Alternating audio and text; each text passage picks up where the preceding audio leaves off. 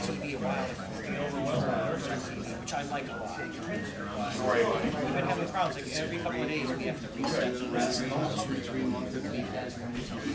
Yeah. Wow, they don't like your stuff. They don't like Time Warner and you're still. All I know is he's using it, I think it's him, he's using it for streaming. Hey, Matt. iTunes. Sorry, Dr. Miles. Whatever they do. He's got an explanation. I don't know if you it's a nice place. I guess I don't know anything.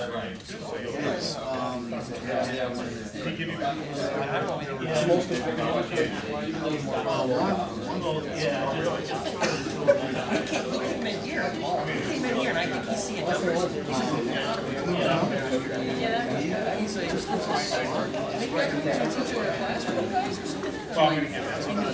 He's like, mechanics and stuff. He's like, yeah, I could do that.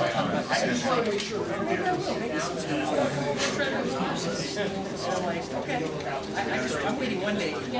Sign the closed, and border patrol or immigration. No. They also some really not.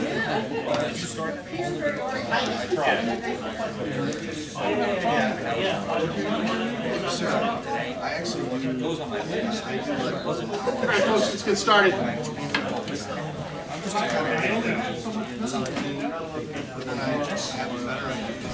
I'm not being very forceful.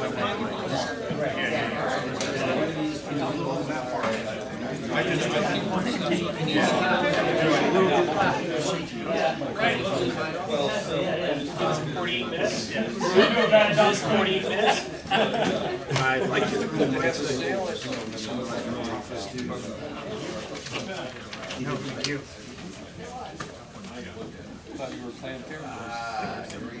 Again, that's the exact opposite. Sorry, it's going to do the wrong thing.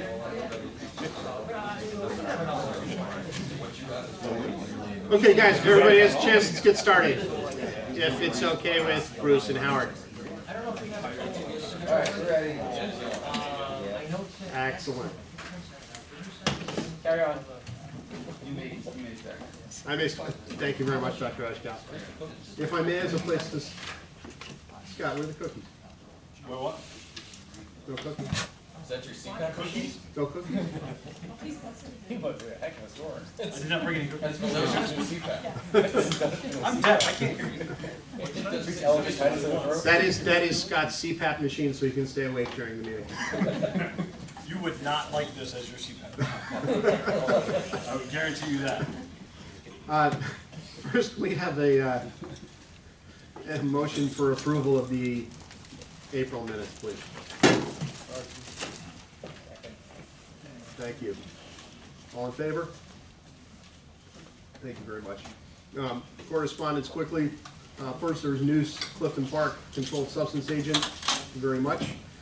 There are several visits that have been performed by Joe Farrell to agencies in the region where Joe was greeted appropriately, had great results of his visit.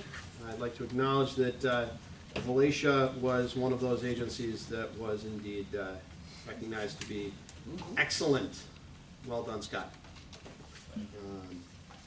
There are several other letters in here as well, also all positive. He's a tough sell. There is one negative piece of correspondence that Matthew Argona of Buffalo, New York, has been suspended for 2 years and assessed a civil penalty of $1,000 for violation of Part 800.16.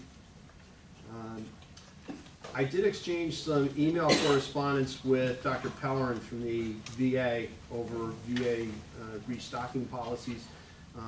Jean's actually here with us and may have to leave early, so if you just discuss that now briefly, Jean, if you would. Any specific questions or just a general statement? A little both. Yes. So the VA will not restock ambulances, plain and simple. It's deemed by the chief of logistics and the business director that it's a misappropriation of taxpayer dollars. The reason being is, unlike the private sector, if you bring a patient to an ER, whatever agreement you have set up, they can be billable items. We don't bill patients, so we can't recoup the loss. We can't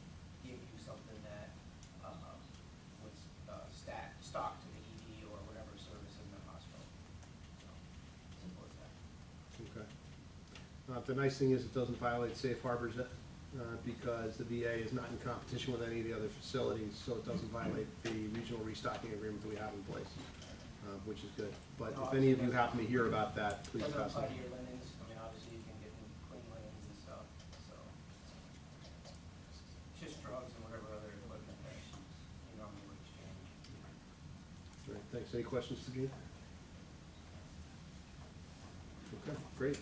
Let's start with report of the academic committee, please. Dr. Doino. So just a few things were discussed. One basically is, if anybody wants to see it, a credentialing program that Dean and Jeff put together. Basically goes through what is sort of the bottom basic, what the agency would need to do if they didn't have their own program. If anybody wants to see it, it's here. Protocol test that is worked on it, and my understanding is out and available. We had a discussion on what happened at CMAC, which we'll talk a little bit later in the meeting, so we'll bring that up now. DOH, REMO has a CIC review session this evening. Anybody's interested, I think everybody that was involved already heard about that. The fact that the DOH is not refunding instructors if they expire, which makes sense since they don't tell anybody when their cards expire. BLS protocol update, we had a telephone conversation today, and that is in progress, and hopefully we'll be ready for the next CMAC and SEMSCO meeting so we can update the state protocols. And just a number of courses that are going to be starting, if anybody's interested in talking about those. That's good. Don, you glossed over one thing that I think is actually pretty important, and I've heard a bunch of people comment on snarkily across the board, which is we have a dearth of instructors already, and now when someone is going to expire, we're not going to tell them anymore. Is that something, sitting in the executive sessions that you have, that there is any opportunity to get back? I certainly could bring it up. It was not mentioned at all. I mean, it's news to me, just seeing that today. I mean, the only thing that really came up was the fact that, you know, the on-site scoring was no longer acceptable, which makes it a little bit difficult for some people who expect to start their job right away after they take the exam, and they'll have to wait. Sure. But no, this wasn't brought up, so we can certainly bring it up.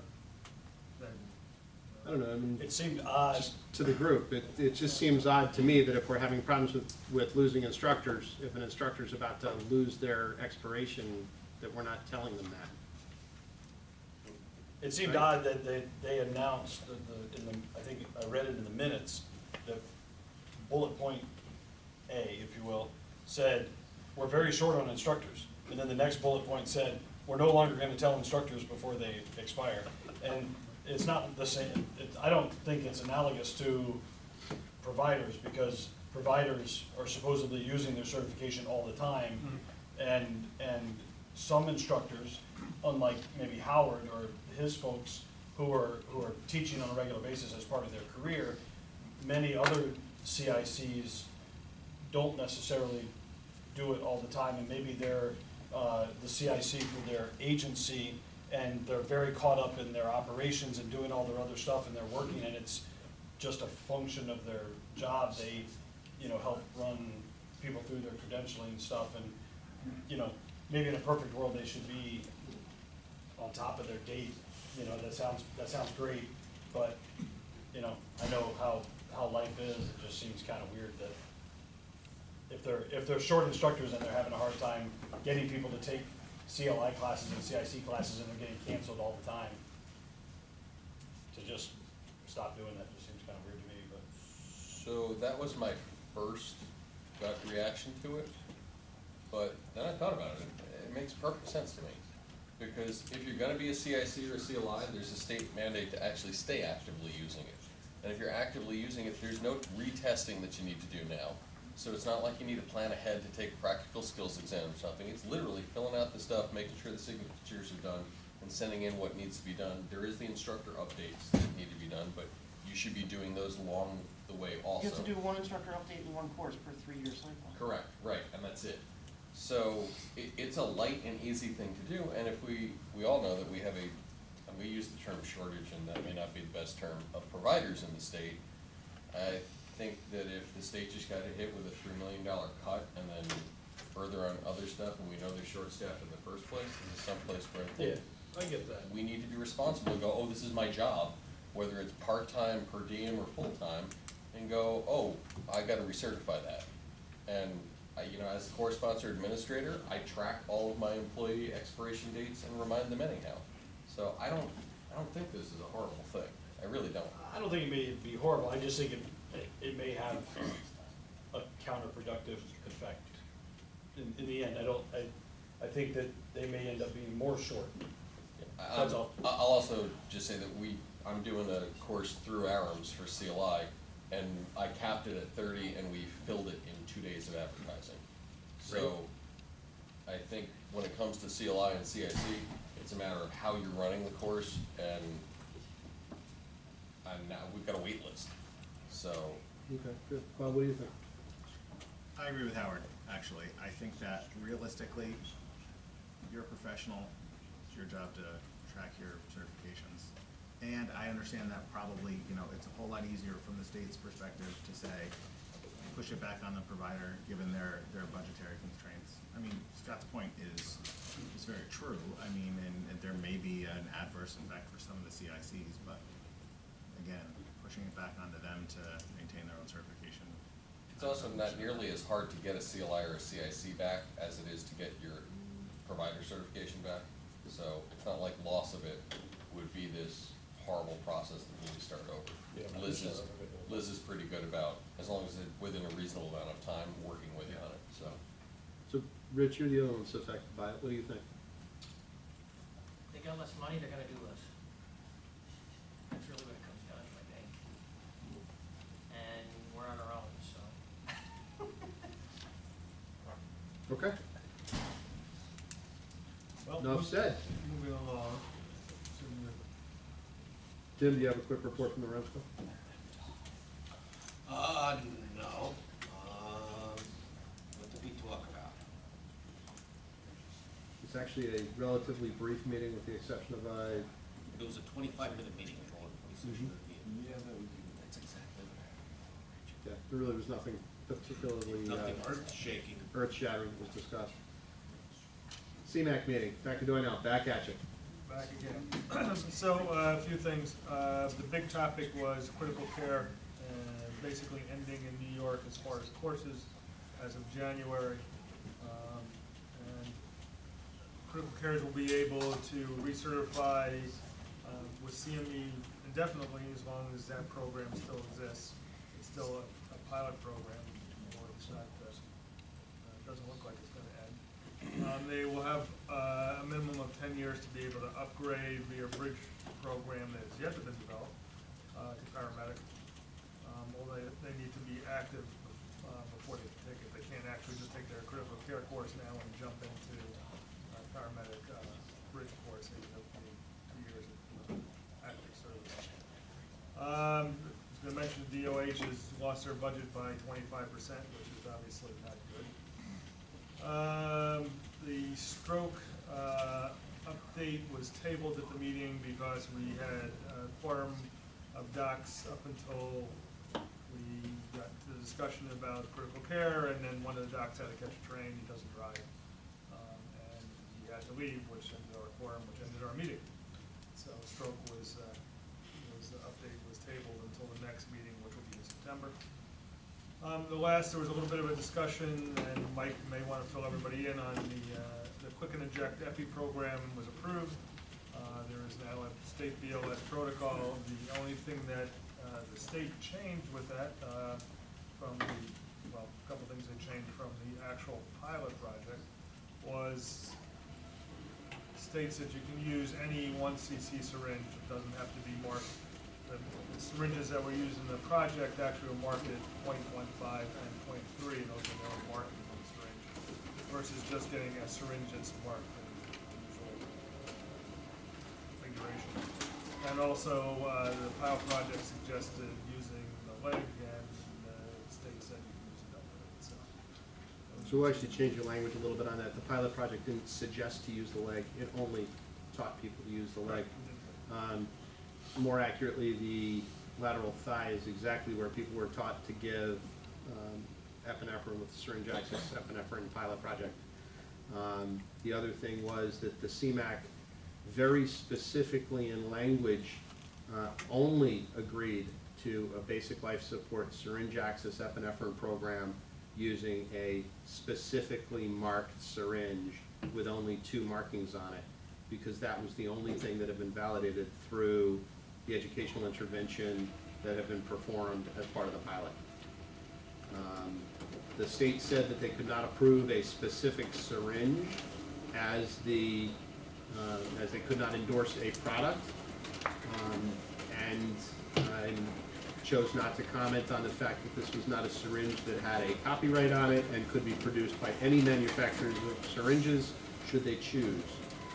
So the educational material that was issued by the state both tells people to use the deltoid, and the policy statement issued by the state allows folks to use either the deltoid or the lateral thigh and any 1 cc syringe in what basically is a policy statement issued without the approval of the members of the CMAC.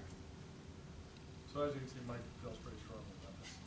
The policy is online if anybody wants to read it.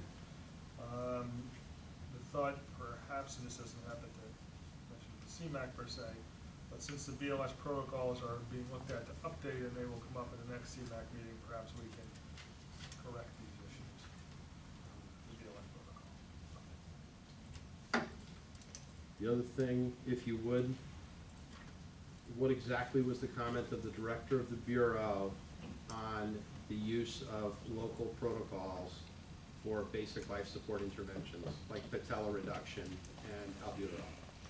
Well, the comment at the moment was that the health department would allow either the state BLS or the new collaborative BLS protocols, until which time they were in agreement with each other, I guess is the best way to put it. So there wouldn't be enforcement action against the BLS provider who followed the BLS protocol from the collaborative protocol. So, If I can, please. if I can paraphrase, I think what Lee Burns said was that after having it reviewed by legal from the Department of Health, it was found that because Article 30 states that they have to follow the New York State approved policies and procedures, Carol, back me up, I know you were there.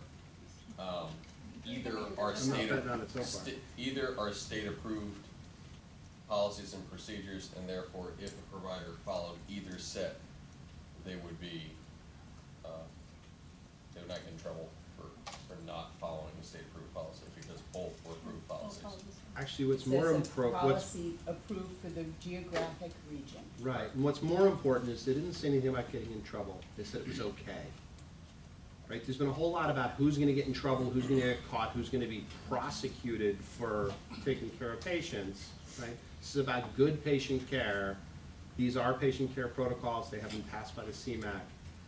According to the law, they may be used and followed. So for all of the concerns that people had, it is absolutely fine for any patient, any provider in the state who has been trained, who is following the collaborative protocols to reduce a patella dislocation.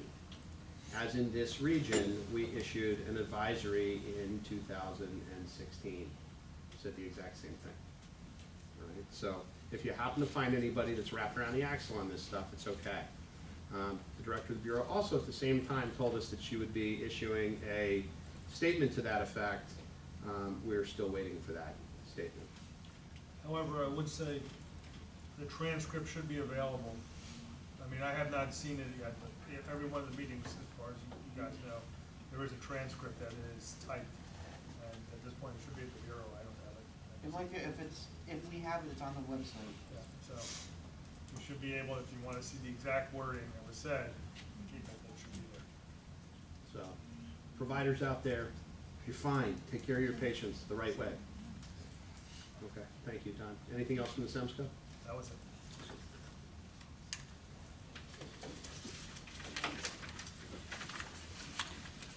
QI was canceled. I attended the nurses committee meeting yesterday. representatives from Ellis, St. Pete's, Saratoga, and Memorial were there, right, Carol? Carol was there. It was a really good meeting. And it's a bummer that the other folks weren't able to make it. One of the things that was remarkable for those of us in the emergency departments, encourage your nurses to go to this meeting because it's a fantastic opportunity for them to find out that they're not on an island and that everybody else is in the same horrible situations that we are in the ED sometimes. One of the things that was shared is one of the facilities that shall remain nameless yesterday was talking about holding well over 20 patients waiting for crisis evaluation and crisis dispositions. So that made me feel better because I think at the moment we were only holding about 8 or 9. So that was a little better. I felt better. But the reality is that we're all living in the same world that becomes quite painful. St. Pete's, Ellis, and frankly, we are all still having issues of receiving completed PCRs. This is just a classic ongoing issue. However, one institution in particular is going to work with Mohawk about better location for their incoming PCRs. We talked a lot about the Northeast Cerebrovascular Consortium grant that I am applying for with Dr. McHugh and Dr. DeMace that will work on a regional program for large vessel occlusion stroke care. And Scott actually has brought in a show and tell exhibit for maxi slides or hover mats, which was a long discussion. In many of the emergency departments now, they have hover mats that they put under a specific subset of patients. These also serve as slide sheets to better move patients from one place to another. The idea here is whose backs can we save? Can we save the backs of our techs, nurses, and our EMS providers? And one possibility that has begun a very active discussion with the nurses committee is, can we implement a regional program for exchange of hover mats? So if a patient in the field, they make a decision to put a patient on a hover mat, in the hospital, they would get a hover mat in exchange. Obviously, every hospital has to buy into that in order for it to be a true exchange program. But at this point, the hospitals that were at the meeting yesterday all were firm believers in this. But for those of you that don't know what a hover mat is and how it would work, I asked Scott to bring one because Felicia's been using it. And Felicia, you just want to talk about your program and how it's working so far? Sure. So they make, is there anybody that's not familiar with it? Have you guys all seen them or no? The hover mat, hover jack series? No clue? Okay. So the company makes several different products. This is the hover mat, what you see there. That's an old version of their pump. You guys were joking about it looking like a vacuum. It actually is the opposite. It's a blower, not a pump, or not a vacuum. So the things that you suggested that it would be used for would be horribly inappropriate.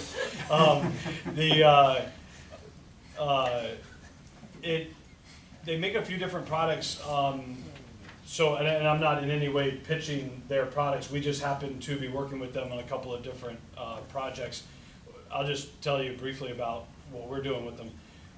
One of our problems is our bariatric, for those of you that might have a bariatric unit or have seen them, the Stryker bariatric stretcher does not, and I don't believe any of them do, have hydraulics. So they have not figured out a way to engineer a strong enough hydraulic unit that's small enough to be able to fit in on the stretcher so that it'll lift that weight that the stretcher is rated for.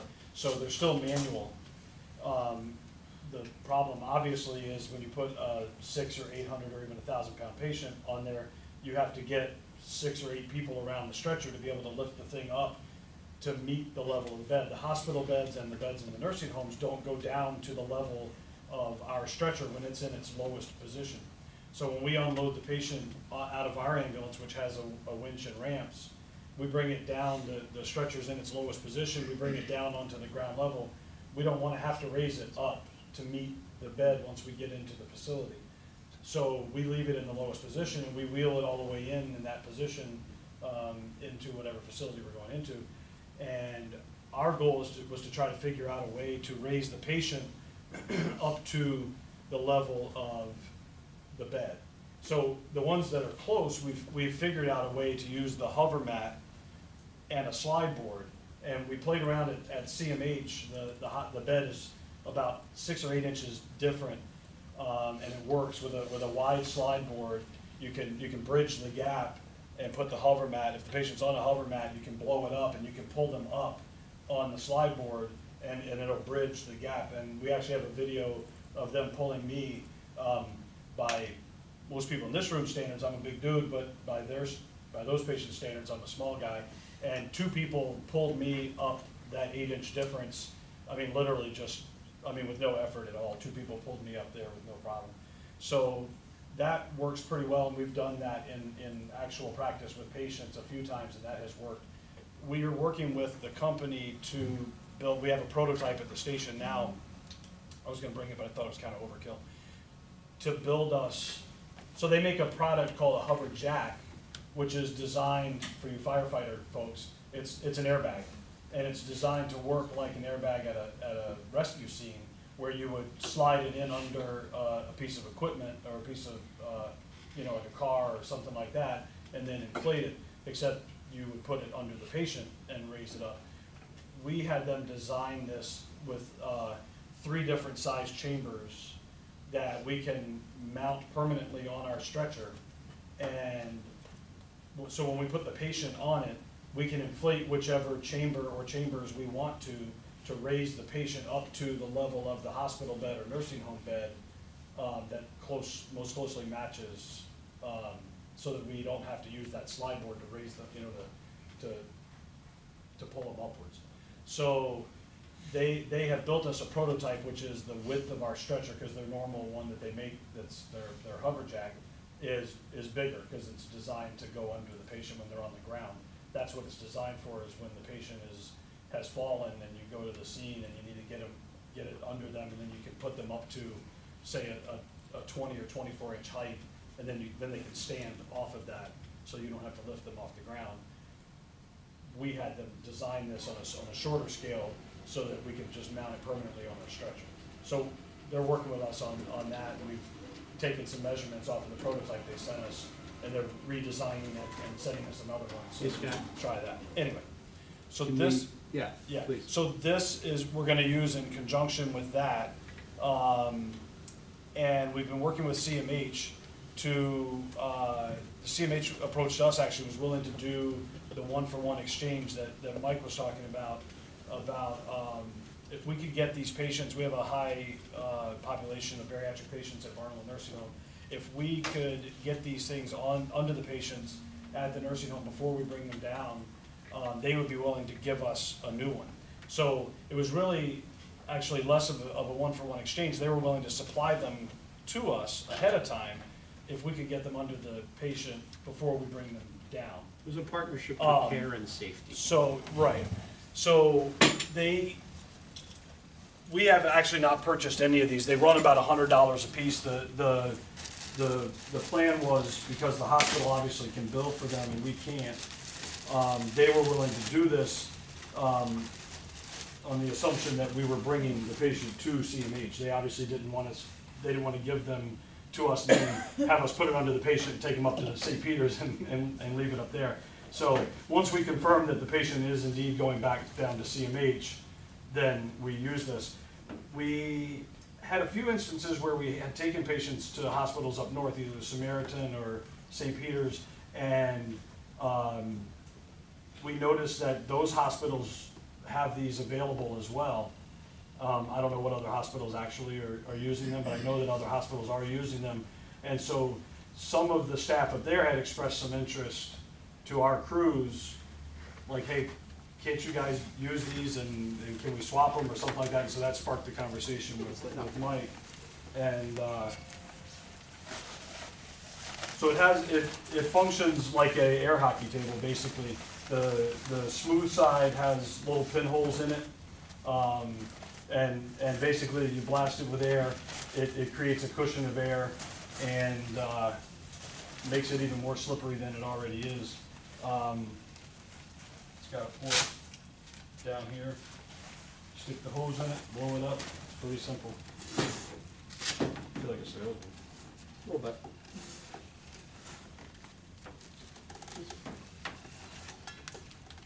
Anybody want to ride? Come on. Jeff. Oh, not you. I'm sure everybody would love to put you on this thing and drive you around.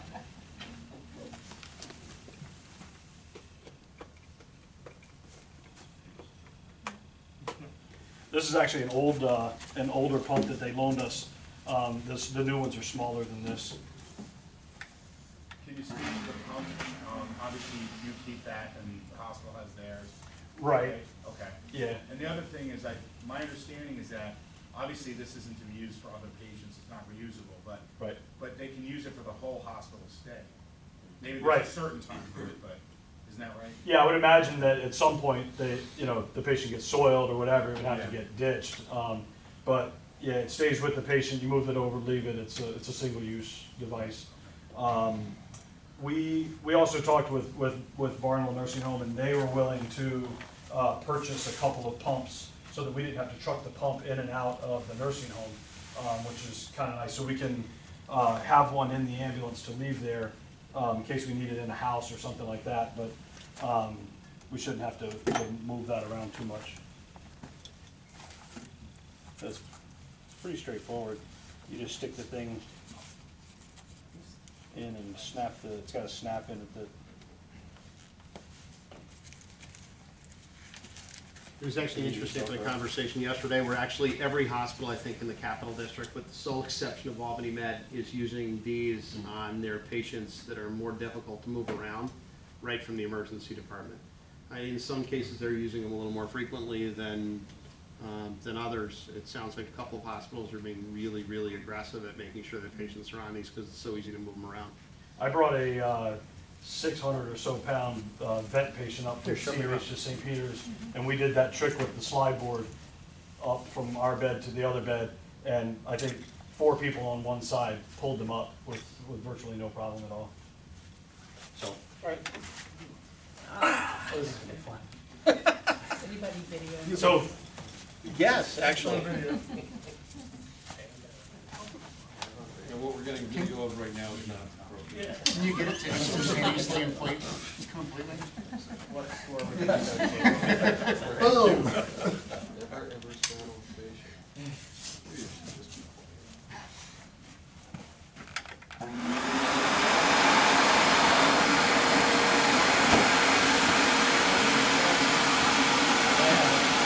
what we did. I mean, even one person can move somebody around very easily. You're not supposed to move around. That's that. Yeah, well, obviously parks better on other surfaces, but even on carpet, one person can move somebody around pretty easily. Anybody else want that? Now, you can't get them out of that when you move them, or you move them up, I'm not gonna. You're going up an incline. No, that's a legitimate question, you're going up an incline from the height difference. How secure is he in there with just those 2 belts? Well, you wouldn't do it with just people on one side. So like when we move, we Until have. every time you've discussed it, you said, well, 4 people. Yeah, but the on one other side. people on the other side are just there for support. I mean, they're Okay. just kind of riding them over. They're not. Yeah. But you see my question, that we're not gonna. No, of course, Think about yeah. the way we do it No, now, those right? straps It's are just- not. Yeah, Those straps are certainly not weight bearing. I mean, they're pretty. right.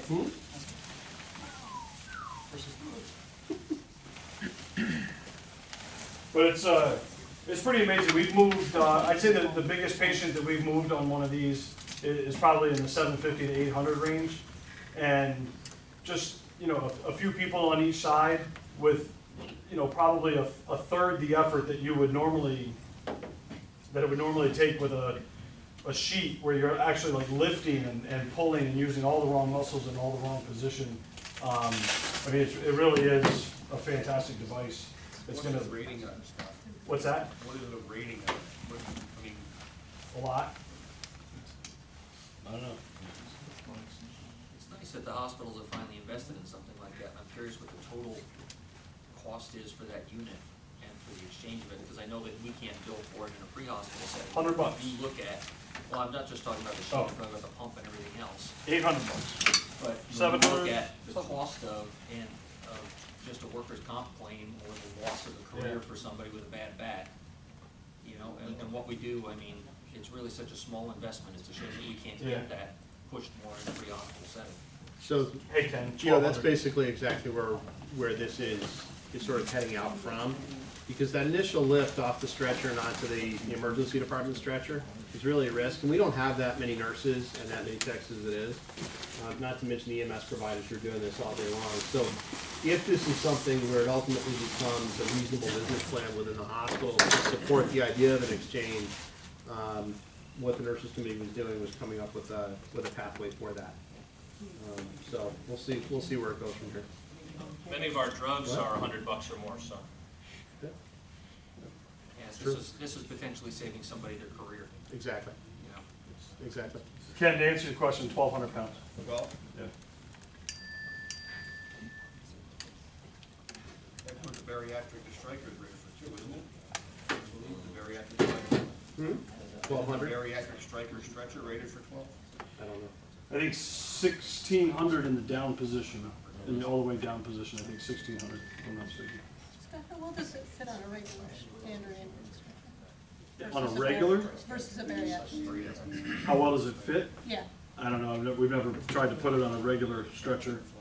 Because most people don't need the bariatric stretcher. Most people just need the width, because the regular strikers.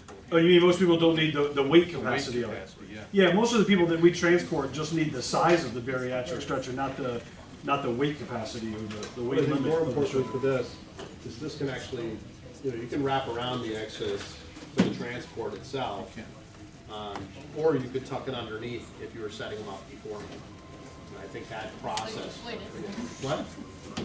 I'd have to see how it would inflate. Okay, what you do is take it out, then inflate it, and then move them over. Yeah.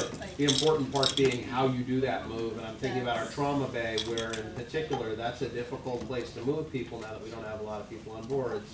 This may make a significant difference in terms of moving. If you ever wanted to come down and see it, like, at our building or something, by all means, just give me a shout. You can come down and mess around with it on a stretcher or something. What's that? Crews accept it? Oh, yeah, they love it. Absolutely love it. Have they used that at all inside a house for like somebody wedged in a bathroom or anything, trying to get them out? It has not been yet, but I have no doubts that when they get in that position, somebody's gonna call over to the station. This stays on our bariatric unit, but I have no doubts that somebody will call over to the station and say, hey, can you bring over, either the bariatric ambulance or. Because, in those tight quarters, you can only get one or two providers in there to Yeah. begin with. If you can get that underneath them, just to use that to get them out Just to a slide larger them room. out, yeah. We also have lots of Would be other great. devices that we use. I mean, it's kind of off topic, but we have lots of other devices that we use too that are like the slippery sheets that, Show up. if you can get underneath them, that are kind of this material, that are that material that are slippery. So it kind of does the same thing if they're not humongous. You don't need the air cushion, but Right. so anyway. But Thank they you. work good for just moving the Frank. patient even without the pump. Can you, seriously, can you bring this, not let go, hold on, but can you use it downstairs? Slide it downstairs? Use it on wall. I think you need the pressure of the floor back. A really long extension cord. Yeah. Yeah. I think the other thing is the security of not having anything at the feet, to secure it, because there's really nothing holding the patient inside this thing. I'd be really worried about the security of it. I mean, if you could, You can put it in a Put reeds. them in a reeves and Yeah. then put them in there. Just how long a cord do you have? but once it's in the reeds, it's not, the air cushion isn't doing anything. What's that helmet for? What's the helmet for? Perfect. All right. So, number one suggestion, don't have Dr. DeMace extricate you from the house. Just saying. I live in a ranch,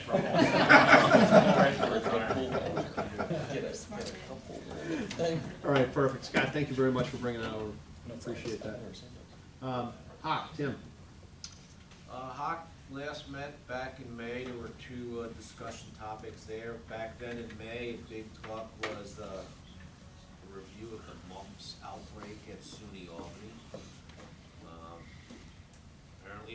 campaign, we didn't hear much more about it. That was that. And the other issue was the Albany VA had a major power plant shut down there for a switch replacement. Everything went well. I don't know if there were any diversions related to that or not during that time frame. But that was basically it. I didn't hear of any other issues relative to that. Gene, anything else come down the pike about that? Yeah, I think we were on diversion for certain things because of the power outage and stuff wasn't hooked up to back up in areas. That's about it. Okay, so we've been passing the information along and hasn't been impacting, good, good. Agency upgrades, there's some BLS upgrades here, Narcan and albuterol, great. And BLS FR upgrades as well for Rotterdam and Gansworth. Public access DFib, lots of applications, which is great, and some updates. It's excellent, and a couple that went back incomplete, which is unusual. Just paperwork not done right. Yep, half complete. Okay, when they go back incomplete, are you telling them go ahead and put the device in service while you're awaiting the paperwork to be completed? No. Please do. Because it'd be better to have the device there with the paperwork incomplete. Because that way the device is working for those kids at the Highland Soccer Club and wherever in the, whatever else is going on. So let's make sure that we get those devices in. For the parents. Or the kids. How did the village of South Glens Falls come here? Isn't that up in Mountain Lakes region? No, South Glens Falls is actually just in Saratoga County, just barely in Saratoga. Oh, okay. Oh, I don't care. I mean, it's just weird that. Right, I agree. New business, we already talked about VA restocking. Rich, you want to just cover that CIC exam review session just quickly to let everybody know what's going on with that? Yeah, if anybody has any CICs or CLI that's a review tonight, we'll probably have another one at some point. It's just for the new exam. Some people are having trouble with the new exam.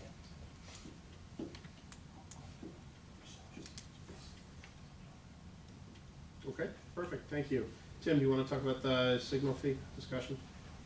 Where that Well, the started? reason it was on there is we got a request from Saratoga County, and I don't see any representatives here from Saratoga County that questioned the REMO signal fee. Why do we need it? How come it costs so much? What is it used for? I've gone to a couple Saratoga EMS Council meetings and personally explained what the signal fee was established for, what it's used for.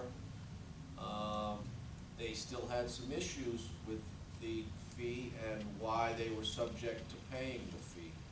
I thoroughly expected a rep from the Saratoga EMS Council at this meeting today so we could explain to them in person the fee.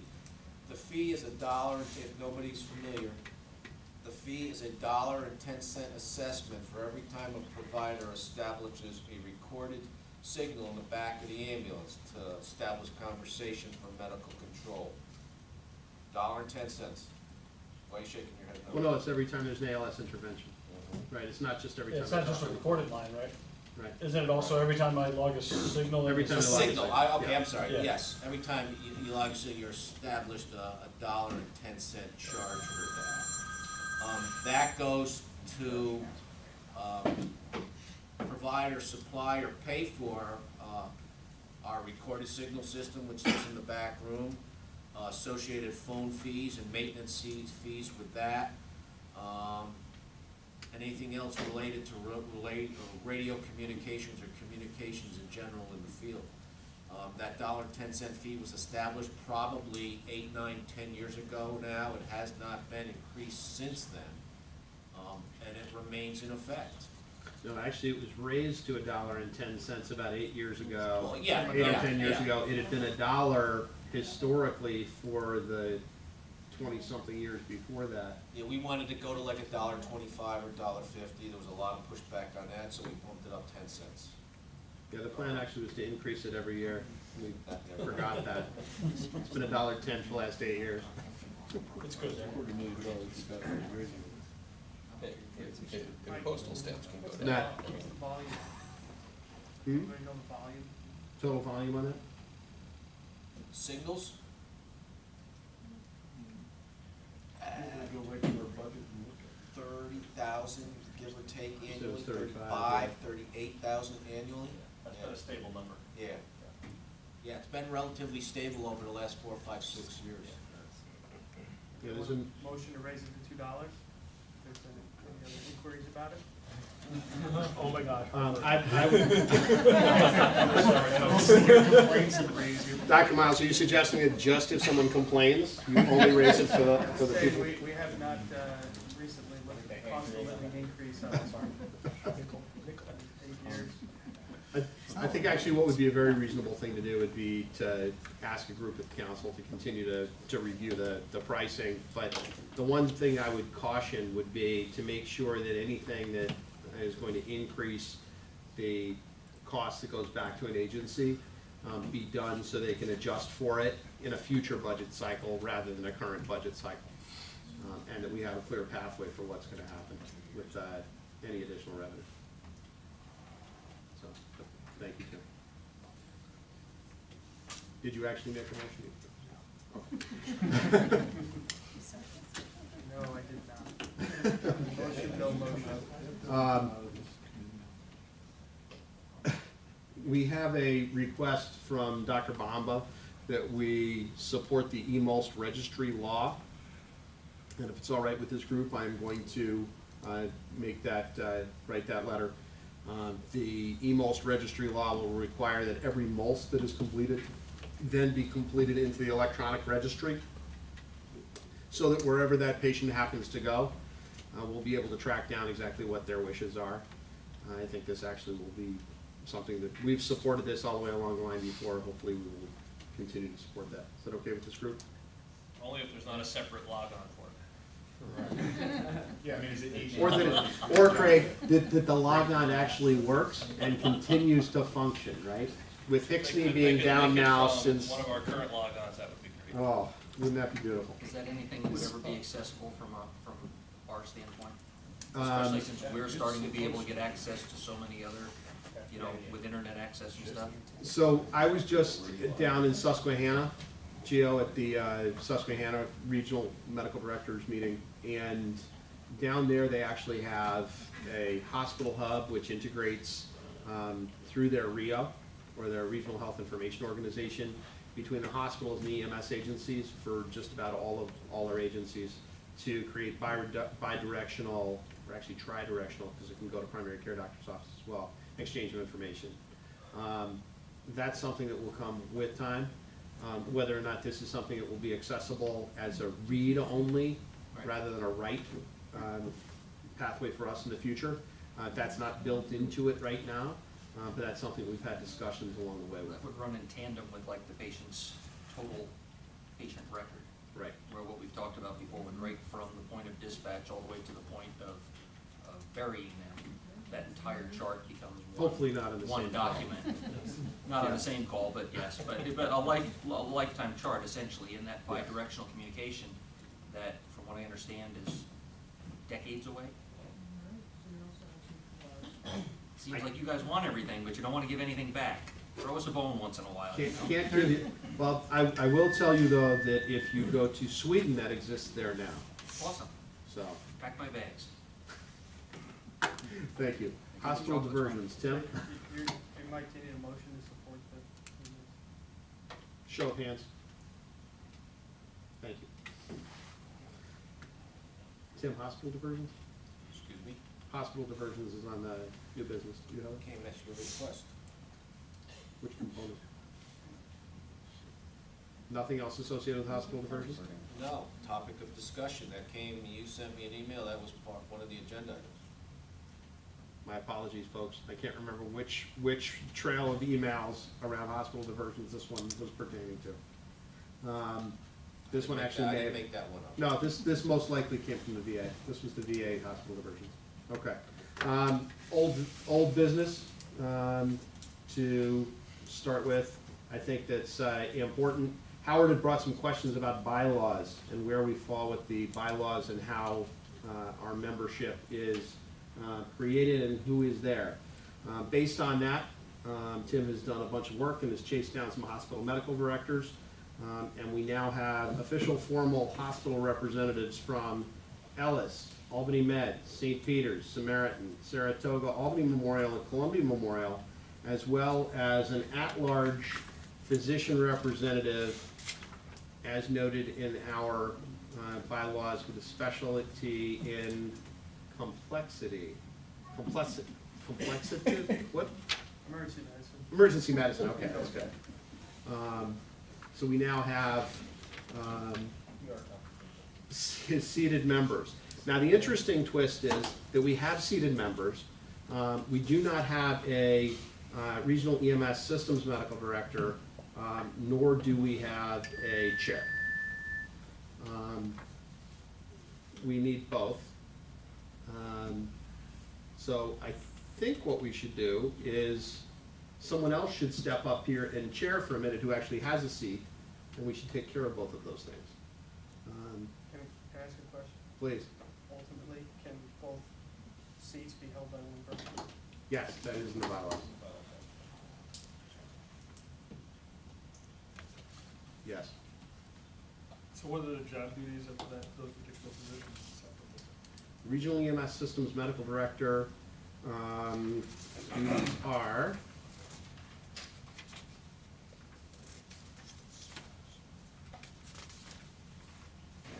And actually, who votes for those particular people?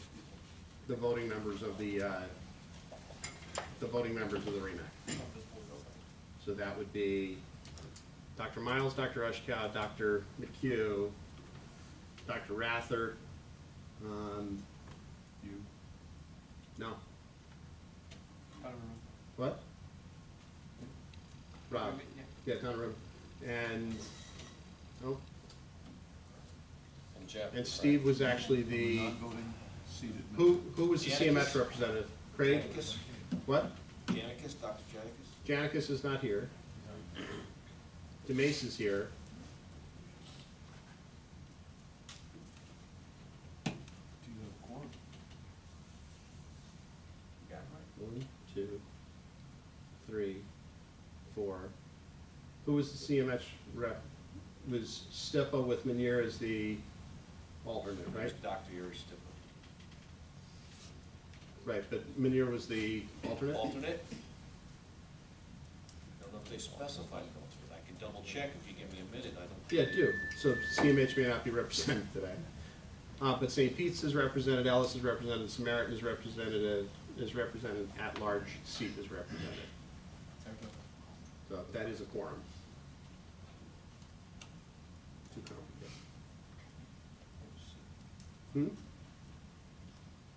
So voting members now are just the people from the hospitals? And the alternate, the alternates, people from the hospitals, and the at-large members, at-large physician members. Who are the at-large physician members? We only have one so far, which is Dr. Miles. How do you become an at-large physician member? You submit a request. You submit a request and show up all the time.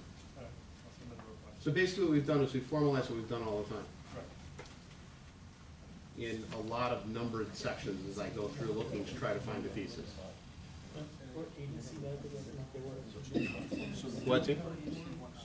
What if there's a medical director from an agency not affiliated with the hospital? Mhm. They were still voting members. Not anymore.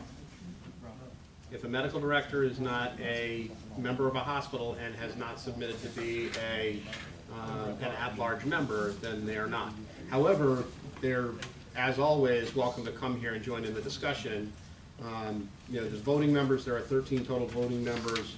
There are 9 hospital members, there are 4 at-large members. Then there are a bunch of non-voting members. The reality is, if you're a non-voting member, you're a non-voting member. I'm glad you're here, and frankly, we want everybody to be here to be a part of the discussion. You're still eligible for executive sessions as a non-voting member. What's the requirement for a quorum? But you're not. Got 2 different discussions going on, sorry.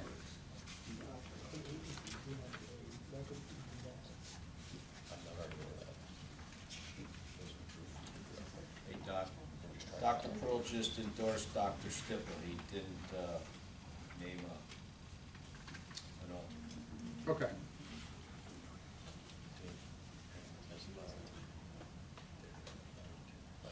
Oh, actually, the alternate must be designated by the physician representative.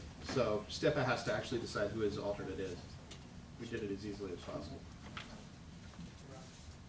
Miles and Ashkow, why didn't we make this easier? So we have quorum? Hmm? We do have a quorum? I'm confirming.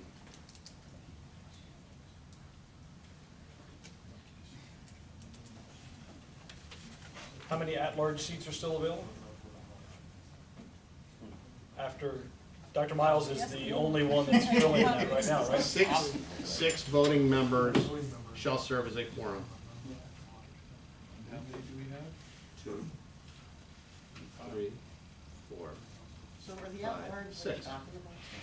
We have 6. I don't think if anybody wants to show up. Yes, we have 6. How many vacant at-large seats are there? 3. 3? 3. There are 3 vacant at-large seats.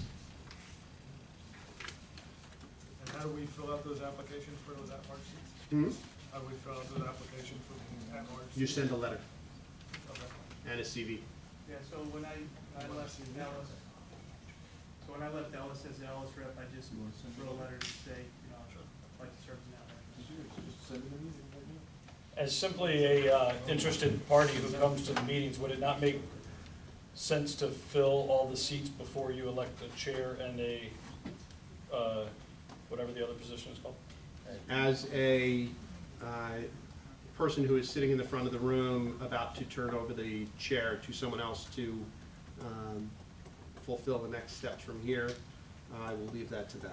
So I would just, all eyes are in the world of the at-large seats. At-large seats are there, they don't require filling. It's not like you need a representative for a hospital system, for example. They're sort of at-large because you may or may not need to fill them.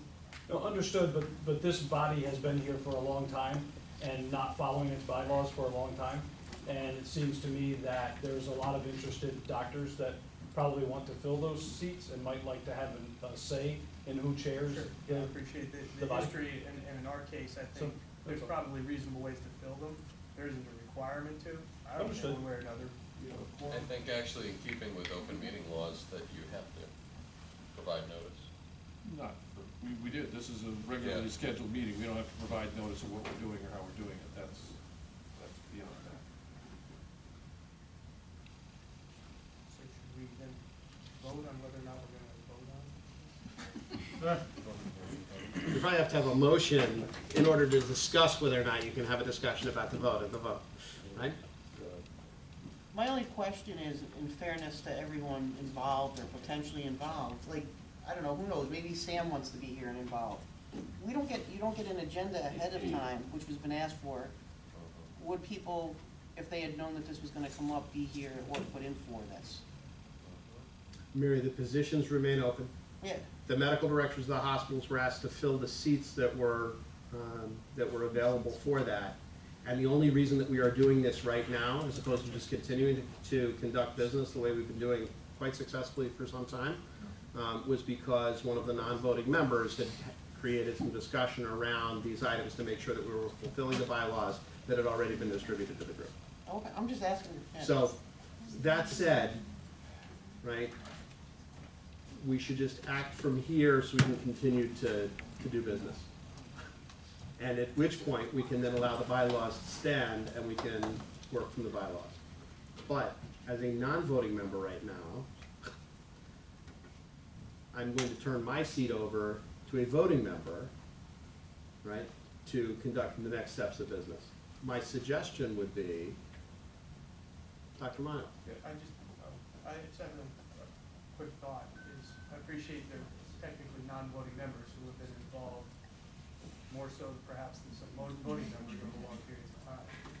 And I would just suggest that even if we do vote, that anybody who doesn't seem to like it should have a voice, and we can always decide to delay the vote if there's any concerns around it.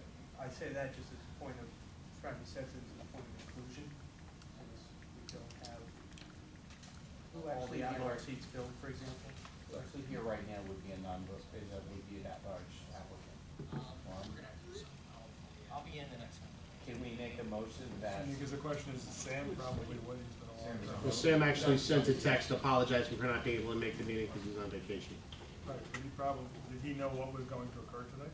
You gotta imagine Sarah would wanna be Sarah probably. would wanna be a voting member, not like them.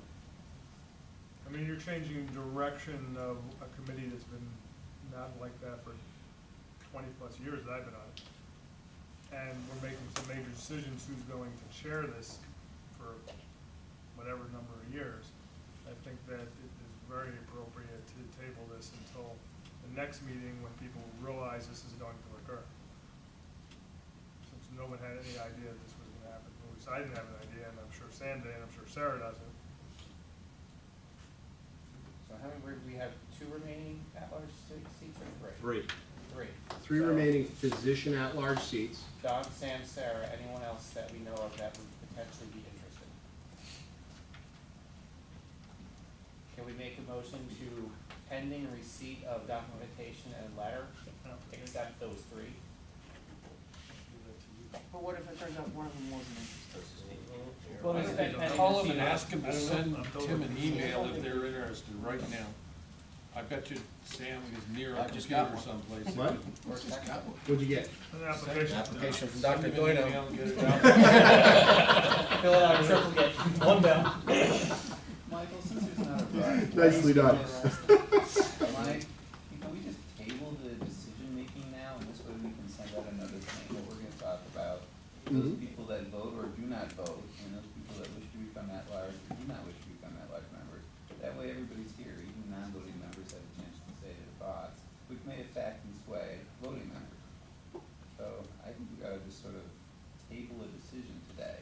I think that's very reasonable, Bruce. Send out an email to everybody explaining what, and also, if there are other candidates interested in the position, who are they? What do they want to do? What's their direction? I mean, it's kind of hard just to vote based on a name. I think it sounds like Bruce wants to be in charge of a nominating committee. I would say directly let the people, Sarah, Sam, that this is what you need to do. Pointedly, that you've been a very active participant to be voting at this point. This is what you have to do. Please put the application in. Please reply to this email and accept the application. Yeah. And it's not Vito will be coming to your house. Not to mention the cookie supplier, which is actually not written in here.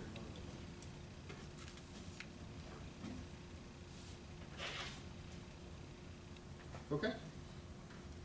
Next, pre-hospital notification systems. Before we jump off, do we have other people that are interested in the position though? I mean, I maybe I missed that discussion, I don't know. If you find them, find them. Agencies, and let the agencies know that there's only a certain amount of voting spots, that you find that agencies would push their medical directors to have a seat at the table. Well, I would think if they actually, if those medical directors wanted to be here, they would. I can't We know who imagine. usually comes, Oh, yeah. medical directors never show up. Yeah, let's think about the medical directors we have, right? And let's think about the ones we don't. Mike, I'm gonna guess here, I don't know this, but there's probably no guidance whether or not you fill those seats internally actively versus put it out there and passively look for applicants. So my point there is we have, a whole bunch of good dedicated folks here. If you think about what do you want as a body of voting members, for example, some of this is guided, right? You want hospital representatives, for example. And then when it comes to the ad hoc positions, you want positions filled by those who have involvement with the hospital care in some way that is outside just the hospital systems, for example. That was actually my question coming up, is there any position for folks that are not MDs to be a part of this? There are, but not voting members, and that's by statute. That's by statute, that's in the health department.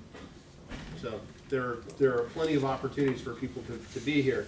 Now, if you remember historically, one of the biggest mistakes that we made with the academic committee a few years ago was we actually established very strict criteria for what membership meant and what voting membership meant, and then we threw people off when they did not fulfill the appropriate attendance requirements. It created great offense to a couple of people who had done a significant amount of work for this organization over the years, and was a profound mistake. The reality of this committee has always been about inclusion, and very frequently has people here that we don't see all the time who get a lot out of the meeting and frankly bring a lot to the meetings that they have attended. And frankly, I think that a strict review and strictly following the bylaws is not something that I, in any way, shape, or form, believe will serve this organization well. Because this organization has been, by its strength, in the time that I have been here, it is pure strength, has been inclusion and opportunity to share at the, to share activities at the table. The total number of physicians that we have had over the years that have been here has been huge. But the physicians that show up every couple of months are very, very consistent. The goal is for those physicians to continue to participate, others to continue to arrive, and us to have a set of bylaws, so if we end up with another issue like Greene County with the vote on Catskill, that we have some bylaws to stand on and say, these are our bylaws. And frankly, that's the only reason that we wrote those bylaws. As much fun as it was to hang out with you guys and write them, and as much fun as it was to go back and renumber them and do all of the rest of the legal mumbo jumbo to actually make them, bylaws are a secondary component to the actual necessity of having this organization to continue to move this region forward. So, other thoughts? Agree with Bruce, we'll put the bylaws out to the group for September meeting. Right, we'll reach out to Sarah, and we'll reach out to Sam and anybody else that you guys can think of immediately. In fact, you know something, Tim? Let's go back through the attendance records of the course of the last 2 years. I'm just thinking Dr. Krista Foley and the doc with the big biceps. She usually sits in the back. Dr. Sakara? Yeah, that's it.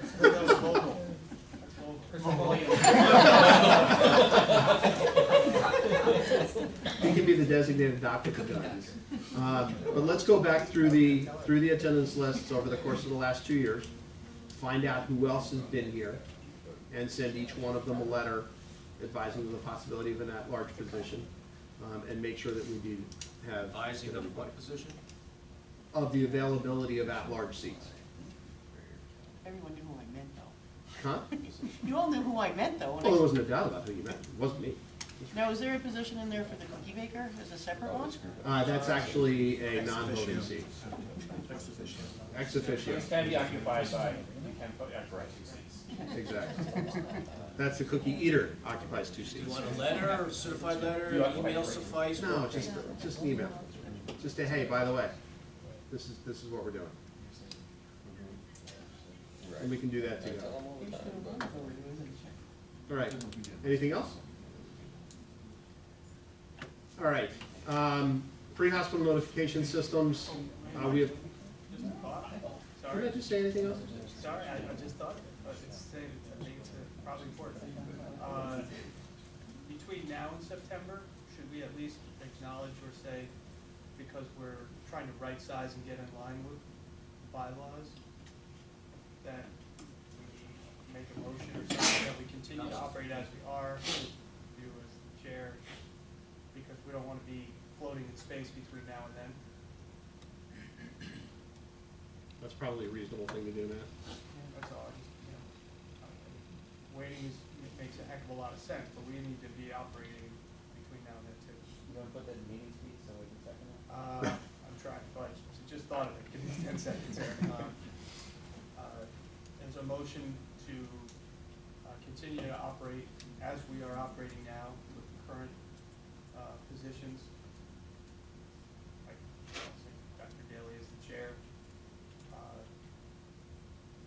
attending that meeting in September.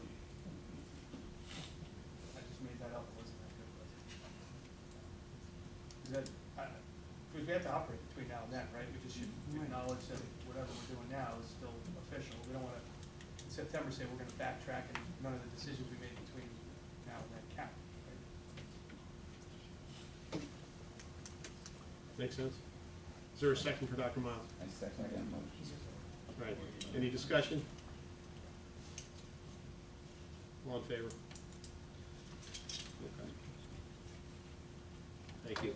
The one thing that will be important for those notifications we send out, Tim, those notifications have to have then people return their letter of interest prior to the REMAC meeting, or sorry, the REMSCO meeting at the end of this month.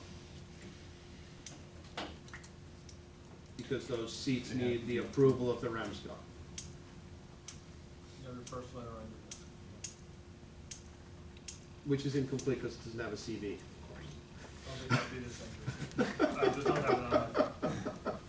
If you had your CV on your phone, Don, I would be really concerned. Along those same lines, when the email goes out to all the docs, should there be something in there saying if anyone is interested in taking over as chair? I mean, Tim could probably with one email to blast everyone, take a large chunk of that. Mm-hmm. I think if you put that into the agenda, Yeah, the agenda for September will include vote for the chair. That'll be in the agenda for September. There's two positions. Hmm? Two positions. Systems medical director and chair, yes. Want me to put both of those in there? Both of them. Both for the chair and the medical director? Those will be in the agenda for September, and But then that, should that be an advisory in these emails that I circulate? separate. The first one should be just for the at-large position, so we can make sure that we get the attention that those deserve. Rather than have anybody distracted, and we need to make sure the agenda gets out. Mike, is it worth pointing out an inaccuracy in your bylaws at this point? Or? Probably not. Okay. Because if we go back to the attorney and ask him another question about these bylaws. It's just a simple number thing on the seats, that's all. It's the number of counties that you have listed.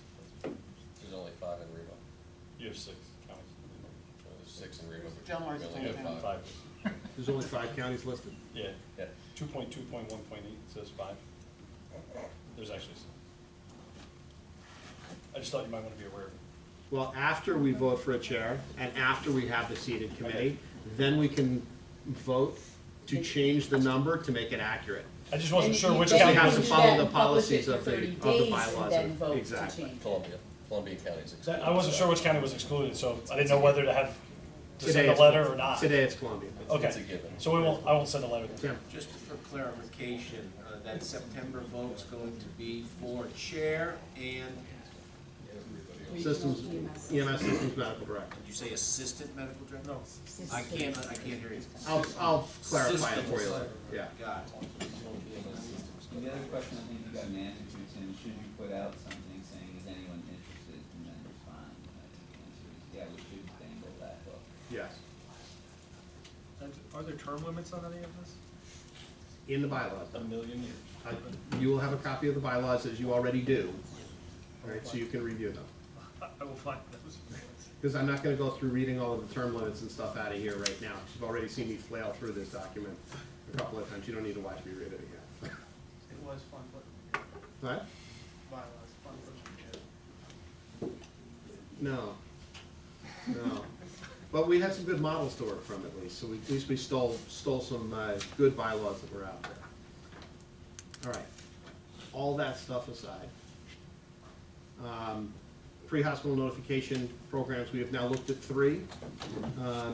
The committee has been less active than we would like. We will be working to try to get the committee a little bit more active over the course of the next 3 or 4 weeks. So hopefully we can get this pre-hospital notification process moving forward, if indeed it's the right thing to do. There certainly was a lot of interest after the Pulsara presentation, and there was a lot of interest after the BRICS presentation. And we'll see where see where both of those go. NECC stroke grant, as I said earlier, Dr. DeMace, Dr. McHugh, working on this with me.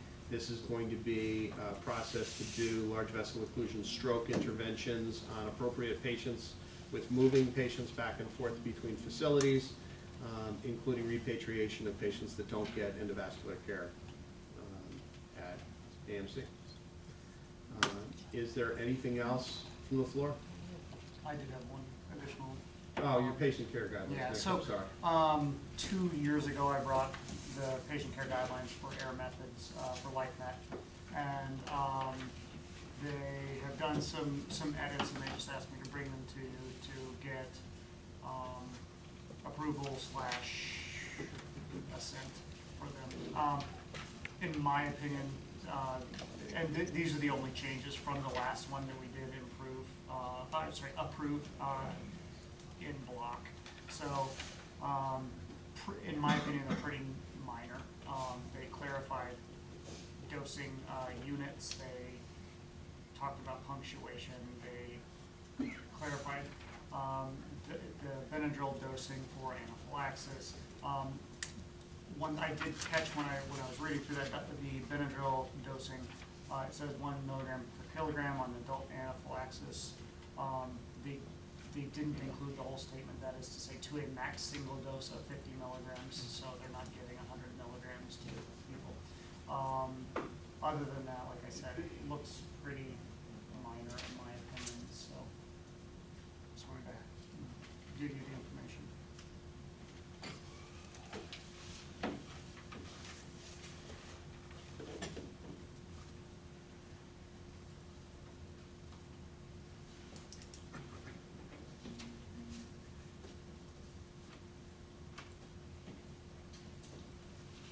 You guys are carrying betamethasone as well as the other steroids? Yes, and it's some of that is system-wide, and is easier to just carry it and not worry about it than to formally take it off. There's a process to do regional differences that's somewhat arduous.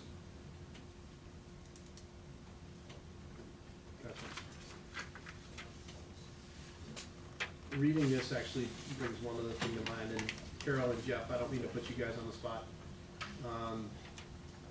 Where is Mohawk in terms of blood transfusion, carrying blood? Any idea? I think it's just a matter of putting the system together. It could be done fairly shortly. Is there? Just looking on here, seeing blood made me think of blood, something that we hadn't followed up on. It's on our list of things to do. We've not quite gotten into it yet. We put some protocol updates ahead of that. So the blood stuff will be coming up. Okay. Anything else from the floor?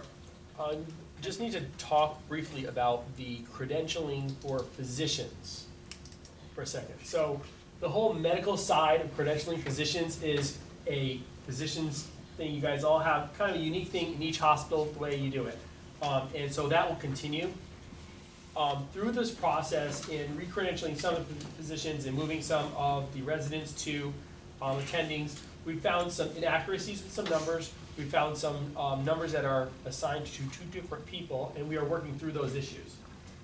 So as we are working through these issues, we're also finding that the way that the physicians come to REMO to become a medical director or a medical control physician has kind of come in different directions. So to try to formalize that, the things that you as physicians need to know from the hospitals that we need to get a physician online is basically we need their name and we need an email address, and we'll send it back to the requesting person. So they're going to get an email, the new physician will get an email saying that they have a new number and they have a REMO account and they can log into it if they want. But they really don't care about that unless they're agency medical director. So they really need to not to go in there. There's nothing there for them other than their number. So Dr. Daly or Dr. McHugh, like Dr. McHugh and I have actually worked through all of Ellis's issues at this point, and they had a couple conflicts and we worked through those things. he sends me the names and emails of the physicians, I sent in, and that they've done the Ellis training that's been prescribed by the region, and I send him back the numbers. Dr. Ushkow has a little bit different of a way that he processes that. At this point, we really need just the hospital representative to send to Remo the names of and the emails of those physicians that are requesting numbers for, and I will return you back a number.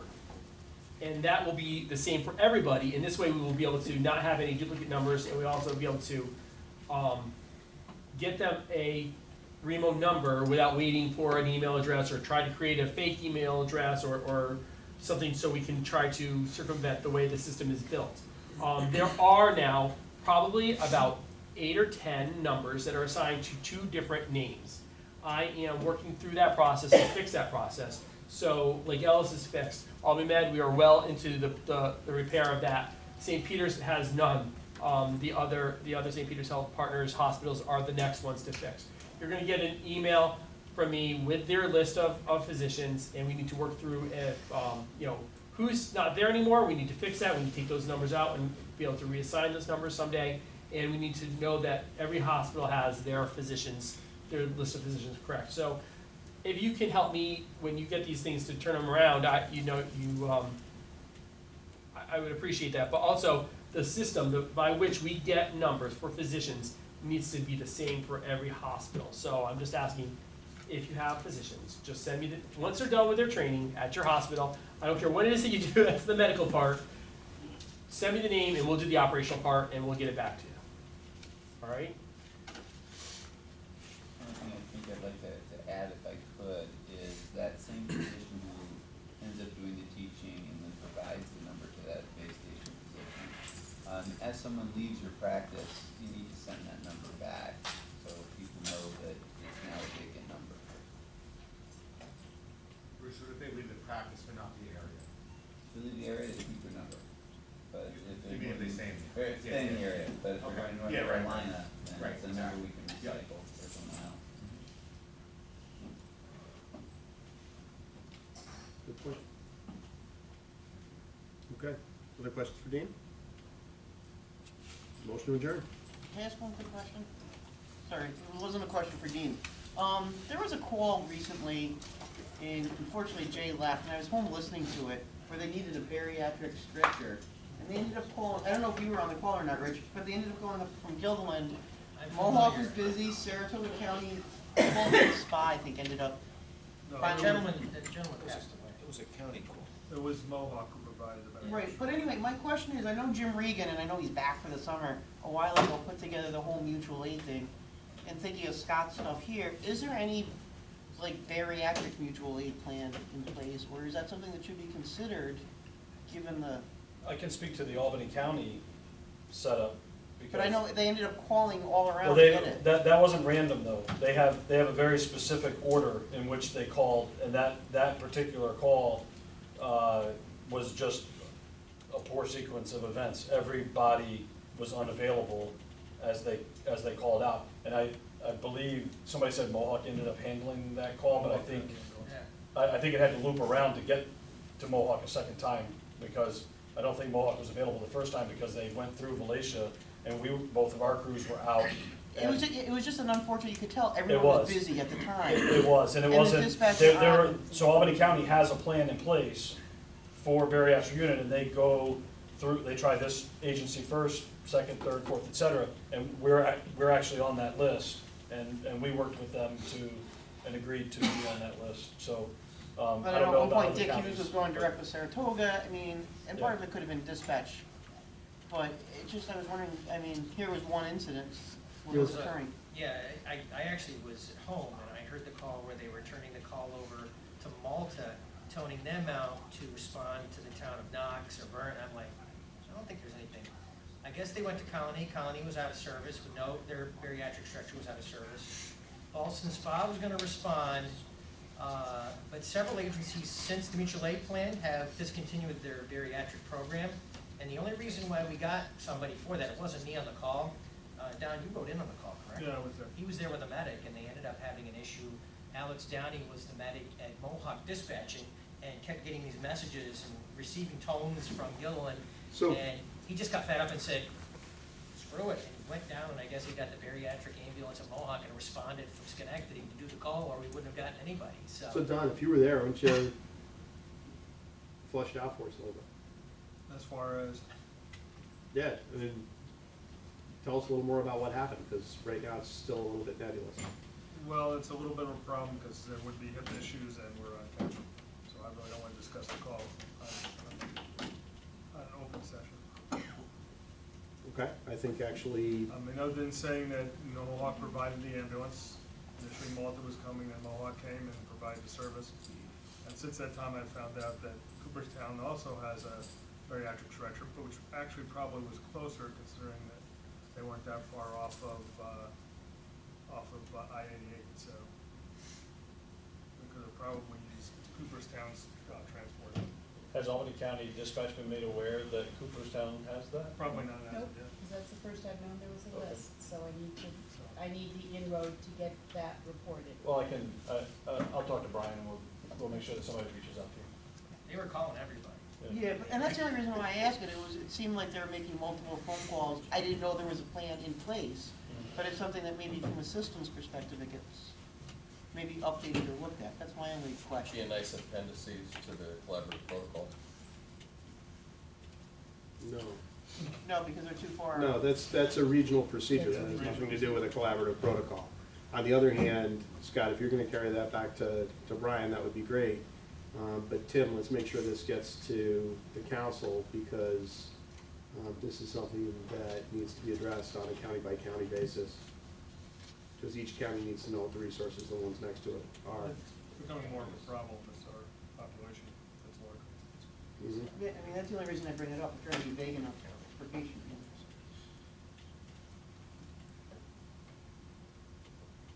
Good. I wish we'd known about this at the beginning, Mary, because it would have been better for us to have this as an established agenda item.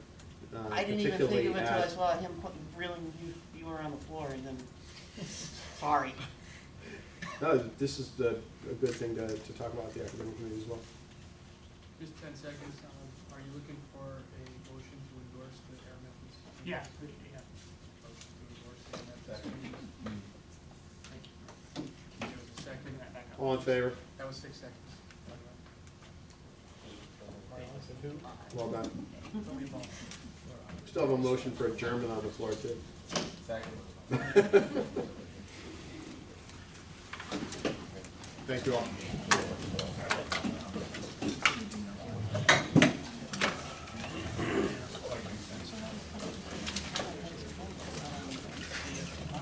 Is the recording stopped? Can I get your email, because I actually have Saratoga on